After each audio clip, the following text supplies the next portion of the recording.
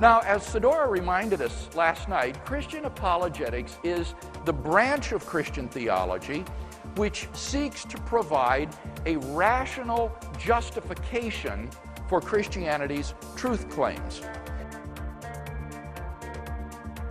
If we follow this suicidal course of action, then the consequences for the church in the next generation will be catastrophic.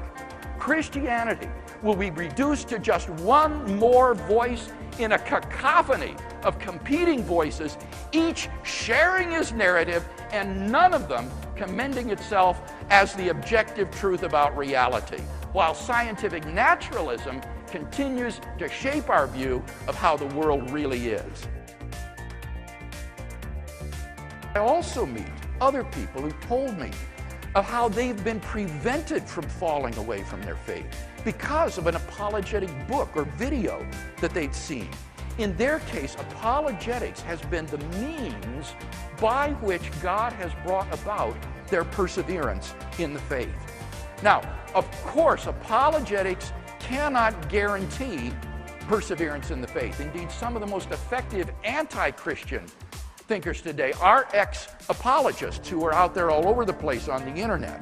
But nevertheless, I think Christian apologetics can help, and in some cases, in the providence of God, may even be necessary in order to ensure perseverance. In high school and college, Christian teenagers are intellectually assaulted with every manner of non-Christian worldview, coupled with an overwhelming relativism. If parents are not intellectually engaged with their faith and do not have sound arguments for the truth of Christian theism and good answers to their children's questions, then brothers and sisters, we are in danger of losing our youth. It is no longer enough to simply teach our children Bible stories. They need doctrine and Christian apologetics. I'll be honest with you, I find it frankly hard to understand how parents can risk parenthood these days without studying Christian apologetics. Fortunately, or rather unfortunately, I mean to say, our churches have largely dropped the ball in this area. It's insufficient for youth groups and Sunday school classes to simply focus on entertainment and worship experiences and simpering devotional thoughts. We've got to train our kids for war.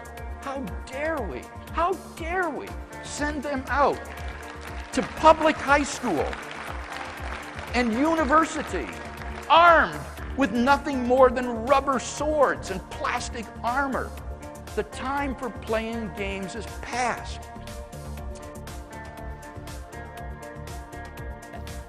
You know, my background was I didn't have these Christians in my family, but I did have Mormons because my dad remarried. He's still an atheist, but his second wife is LDS, and I have 6 brothers and sisters who were all raised in the Mormon church.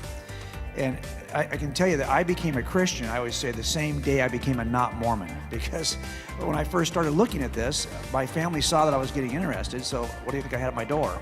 I had missionaries, and I spent 8 weeks, but my whole family was Mormon, so I was talking to them, and they gave me a quad. So I read through the Book of Mormon, the Doctrines and Covenants, and the Pearl of Great Price before I ever even read through the Old Testament. I was taking the same process that I used to examine Christianity, I was using to examine the Book of Mormon. And I just felt like every time I found something successful on one side, it failed on the other. And so I think that this idea of, well, you need to have an examined faith. Well, my Mormon family doesn't have an examined faith. They have all experienced their way into this worldview. None of them have made a case for why this is true.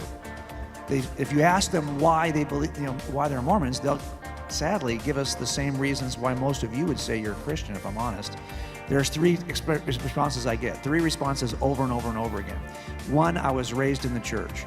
That is the number 1 reason I get as I travel around the country, and I think I'm doing 70 events a year for the last 3 years. So I talk to a lot of Christian churches.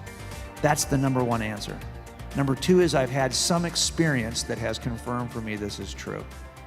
Number 3 is typically, hey, I was a jerk before I knew Jesus, now I'm not so much a jerk anymore. So I've had this transformation. All good answers, but those are the same answers my Mormon family gives me. And you don't think that that's true. So it turns out if we have a faith system that could be defended evidentially, why do we continue to act like every other group that possesses a faith they can't defend evidentially? Shouldn't ours be somehow different?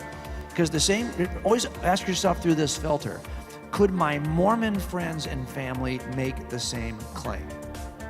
If they could, then your claim probably is insufficient, right? Because it's not built on the strong basis, the foundational evidential worldview we call Christianity. And so really important here to distinguish what makes Christianity unique among all world religions is not how I feel about it or how strongly I believe in it. What makes Christianity unique is that it is true.